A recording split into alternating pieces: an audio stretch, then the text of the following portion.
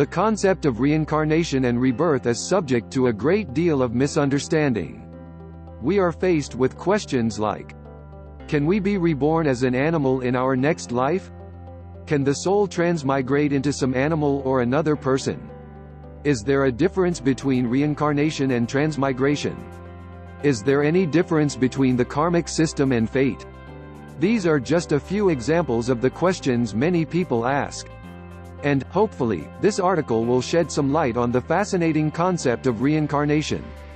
A common misconception is that a person has already lived countless lives in the form of an animal, before being born as a human, and when this life is over, they will continue to do so again as an animal, depending on the kind of life they have lived. It is believed that the Buddha left us with over 84,000 teachings. This symbolic number represents diverse nature of the teachings.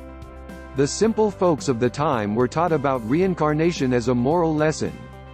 It was supposed to help the people of the time understand that they must live in a way that would help them acquire a better position in their next life. However, in today's highly educated world, literally thinking over such teachings would only confuse us, as it makes no rational sense. This is where the problem lies. A parable, if taken literally, leads to further confusion, as something as elementary would appeal to the modern mind. Hence, one who is in search of knowledge or the truth is responsible for differentiating between myths, parables and reality. However, then we are faced with another question: if we transcend beyond these myths and parables, would there be anything left to derive the truth from? Reincarnation is a complex concept, and it is anything but a simply physical rebirth of a person. For instance, an immortal soul that leaves a body will never transform into a cat after a person dies. The concept of transmigration of the soul does not exist in the teachings of Buddhism. What is karma? Karma is a Sanskrit word that simply means action. Since no action is an isolated event, there are always a series of actions. Hence, it becomes a continuous chain reaction of various causes and their effects, which, in all its complexity, forms the system that governs the universe.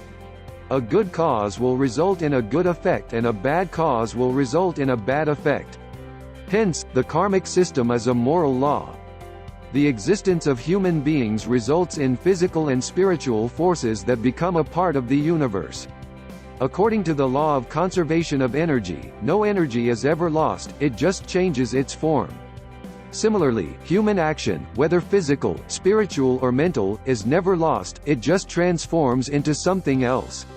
Hence, karma is the law of conservation in terms of moral energy. We all release spiritual energy through our actions, words and thoughts, which become a part of the universe. Since everyone is creating these energies, we are constantly influenced by the energies we come in contact with. Consequently, since we are constantly sending and receiving these energies or influences, our entire existence is based on the karmic system. Hence, karma is not fate. Fate is the concept that our lives are pre-planned by an external entity and we have no real control of our destiny. Karma, however, can be changed. We are conscious beings and, therefore, can strive to change or influence the course of our lives. The system that governs our realities. According to the teachings of Buddhism, there are 10 different realms of being, a form of hierarchy, which is explained below.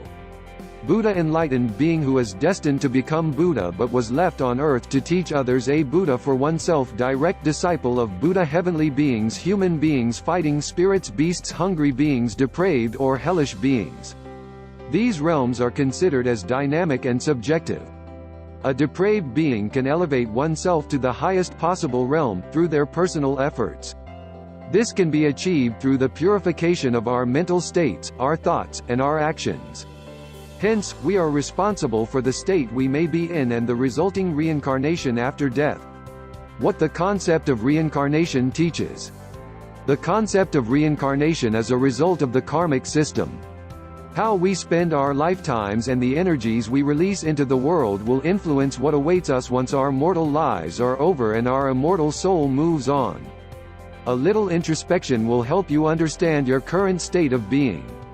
Once you understand your current standing, your motives and intentions can always alter, elevate, or demote your position in this world. All you need is discipline and cultivation to rise to enlightened state of the Buddha and create a desirable reality. Once your mortal bodies die and your immortal soul reincarnates into another mortal existence. And if you want to learn more, I recommend you click the link in the description, www.power-quadrant.blogspot.com/p/your-road-straight-to-success.html.